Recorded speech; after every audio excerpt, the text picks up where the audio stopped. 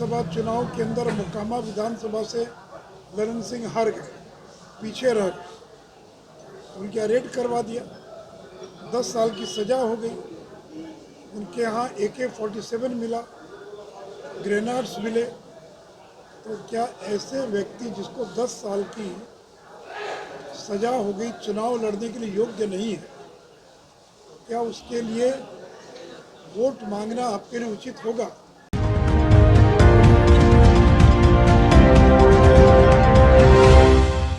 मोकामा उपचुनाव को लेकर सुशील मोदी ने प्रेस वार्ता किया। इस दौरान सुशील मोदी ने मोकामा की बदहाली के लिए अनंत सिंह को जिम्मेदार ठहराया।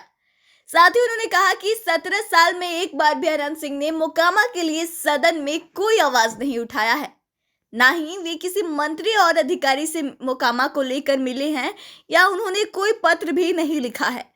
अगर वो आवाज उठाए होते तो आज मोकामा में न उद्योग बंद होते, न टाल की दुर्दशा होती, न अस्पताल खस्ता हाल होता। अच्छे विधायक को चुने जो सदन में कम से कम बोल सके मोकामा के लिए। ऐसा कहते हुए सुशील मोदी ने भाजपा प्रत्याशी सोनम देवी को जिताने की जनता से अपील की। एक बार आप खुद सुनिए क्या कुछ कह रहे हैं सुशील मोदी। मोकामा में जितने भी उद्योग बंद हुए हैं वो सभी केंद्रीय उद्योग। देखिए, जो भी उद्योग बंद हुए वो नरेंद्र मोदी के ज़माने में बंद नहीं हुए, वो कांग्रेस के ज़माने में बंद हुए। 14 के बाद तो कोई बंद नहीं हुआ। जो भी जो भी है, भारत वैगन जो भी है, उसके बाद बंद हुआ, उसके पहले ही बंद हो गया। तो भारत सरकार अध्ययन कर रही है। देश में कांग्रेस के ज़माने में हजारों कल कारखाने बंद हो गए। अब किन किन कल कारखानों को चालू करना संभव है, संभव नहीं है, उसका आकलन भारत सरकार कर रही है। उसके अंतर्गत ये मोकामा के लिए कल कारखाने हैं।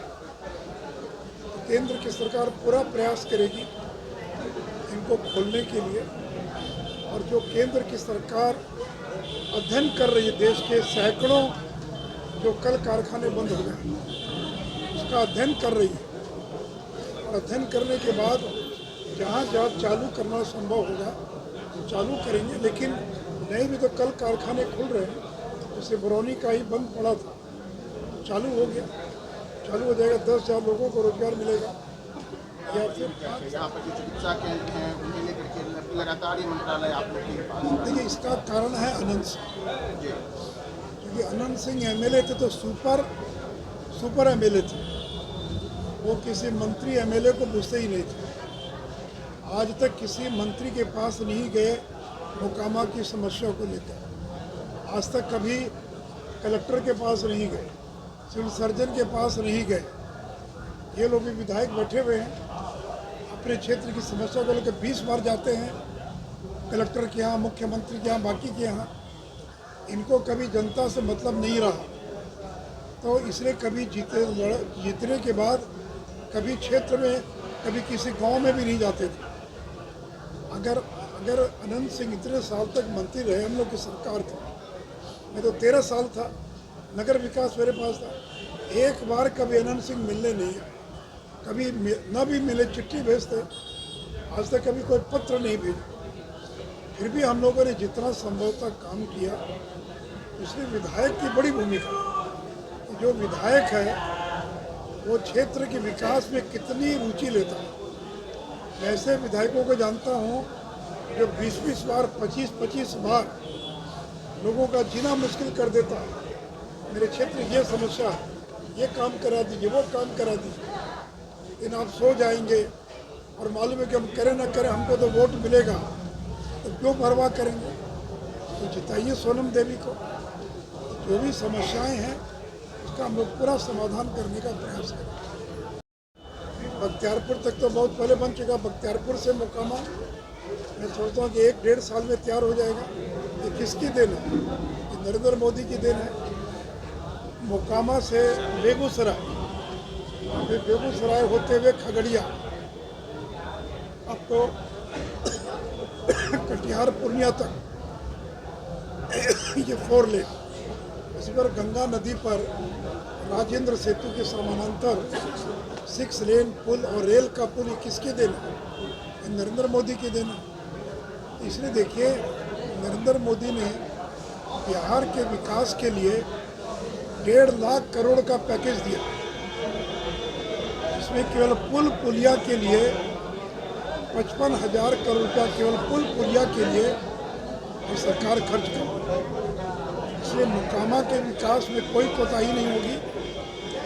चाहिए दमदार विधायक, तो सोनम देवी जीतेंगी चुनाव और हम सब लोगों की ताकत उनके पीछे रहेगी और मोकामा के विकास के लिए हम लोग पूरा काम करेंगे। चुनाव के अंदर मोकामा विधानसभा से ललन सिंह हार गए, पीछे रह गए, उनके अरेस्ट करवा दिया, 10 साल की सज़ा हो गई। उनके यहाँ AK-47 मिला, ग्रेनेड्स मिले।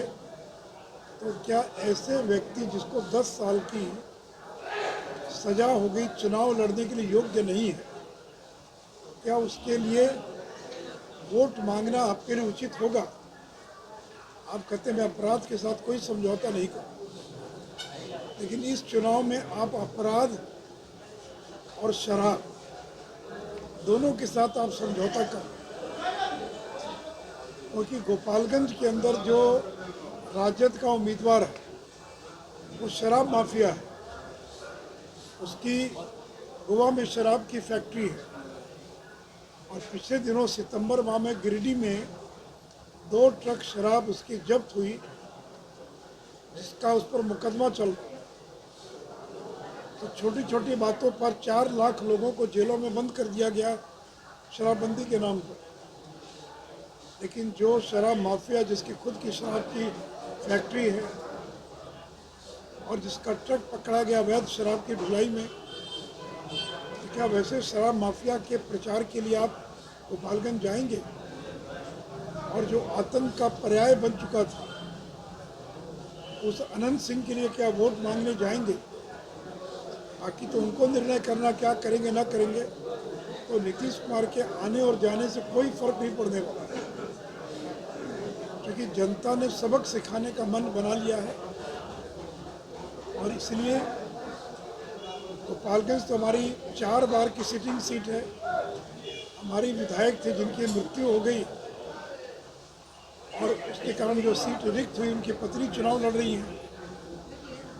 लेकिन वास्तविक मुकाबला था मोकामा में, जहाँ पर कि हम पहली बार चुनाव लड़े बहुत वर्षों के बाद। तो यहाँ पर भी पूरा समीकरण बदल चुका है और लोग अनंत सिंह के परिवार से मुक्ति चाहते हैं। उनको पहली बार एक विकल्प भारतीय जनता पार्टी के रूप में मिला। तो नीतीश कुमार, तेजस्वी, कोई भी घूम जाए, एक साथ घूमे, तो भी लोग पुरानी बातों को भूले नहीं हैं। और जो उन्होंने बीजेपी को धोखा देकर जंगल राज वालों से हाथ मिला लिया, इसका इस बार लोग उसका बदला लेंगे।